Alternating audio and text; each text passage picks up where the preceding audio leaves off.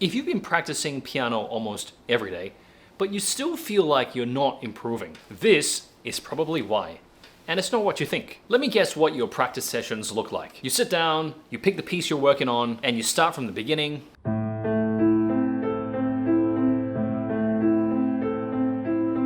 You play it through once, you hit a mistake, maybe you go back, maybe you just push through, and then you try again.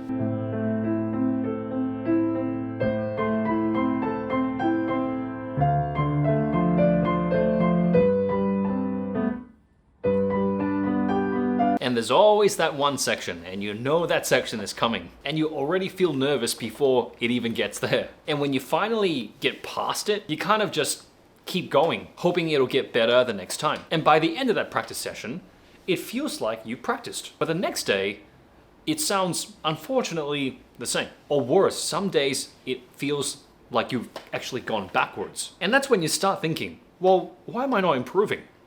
The problem isn't that you're not practicing enough. It's more that I think you're practicing in a way that feels like it's productive, but unfortunately doesn't target and improve anything. What most people are doing is that they're almost kind of treating practice as if it's a performance. They sit down and they try to play the piece as if they are already supposed to be good at it. Now, let's say you play a piece and you come across a section where you continuously make mistakes.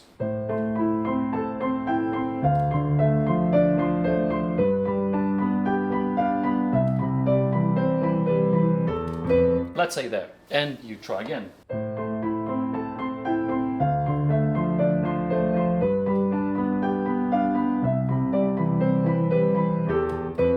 It's always that same spot. Every time you do this, you're not actually fixing that mistake. You're actually repeating it. And your brain doesn't automatically remove errors. It's not very good at doing that. It just remembers what you repeat. So by constantly doing that, you're kind of like really reinforcing that neural pathway that makes that mistake. If you keep playing that thing incorrectly, you are just getting really, really good at playing that thing incorrectly. So let's get practical for a second. Here's what I think real practice should look like. Number one, you need to pause before you get to the difficult section. And for you to do that, you first need to be very good at diagnosing where your mistakes usually are. So let's say in that little bit there,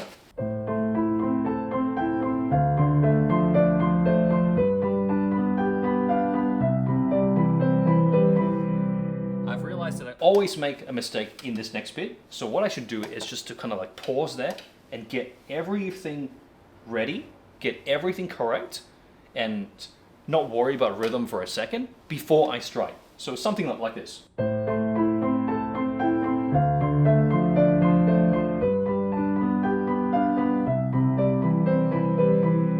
Check, check.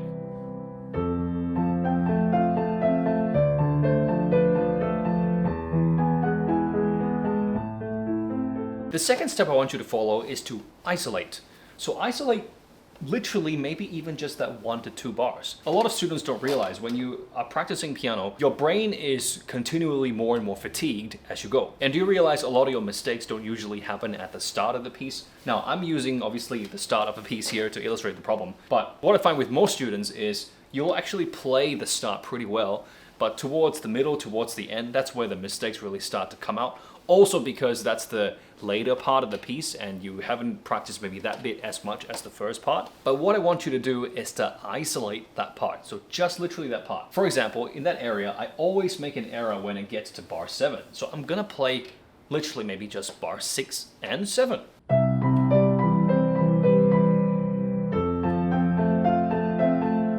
And I'll repeat that again.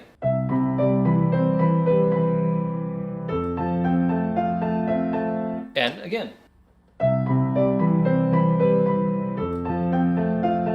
Even just the third time of doing it, I already feel like it's gotten so much more into my muscle memory and it's already so much more automatic. Number 3 is to slow it down. Very controlled, very clean. Did you realize that when I was playing that, I specifically paused to really think? There's kind of 2 ways that you can slow it down. You can slow it down in terms of like how I just did it, which is to literally break the music, pause the music to think about your notes before you strike. And obviously the other way to slow it down is to literally bring down the entire tempo like this.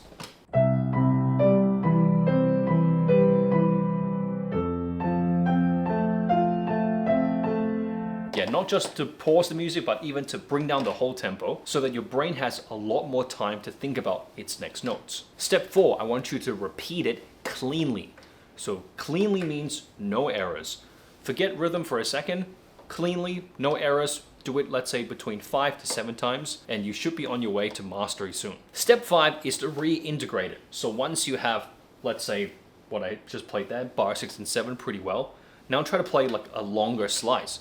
Now play from, let's say, bar 4 to bar 8 and see if you can do that in a clean way. So this is quite a different philosophy. So instead of kind of thinking about, I want to play 3 minutes of music, what I just did there was, I was literally just focusing on 3 seconds of music, 3 to 4 seconds of music, right? And you'll be surprised how much that helps in your confidence and your fluidity. What most people do is something kind of like this. They will play it, they'll mess up, they will keep going and hope it improves. But after watching this video now, I hope you can be more of this second one, which is more like find the problem, fix the problem, repeat it correctly. That's where the improvement usually happens. And just a quick disclaimer, this kind of practice may not feel very satisfying in the short term. Because you're not playing that whole piece, I find that students tell me that they don't get that flow feeling that they love from playing through the whole piece. But I promise you, if you're able to just sacrifice that sort of like whole piece feeling to work it in this kind of way, over time, you're gonna feel so much more confident in your piece. You're not gonna be scared of the parts that always trip you up anymore. And you're just gonna be so happy, you're gonna be so proud with yourself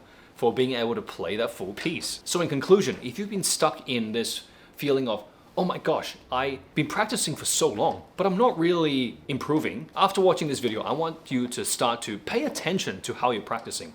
Are you repeating your mistakes, or are you actually kind of diagnosing and fixing your mistakes during your practice? If you like a step-by-step system for everything that I've talked about in this video, feel free to check out either my beginner course, which is the beginner's journey, or you can check out more high-tier course called Keys to Mastery. Whether it's the beginner or the higher tier course, everything is very step-by-step, everything is very clear, and you'll learn how to improve in piano without any guesswork anymore. What other practice tips do you have? Let me know in the comments below. I'll catch you in the next piano tutorial.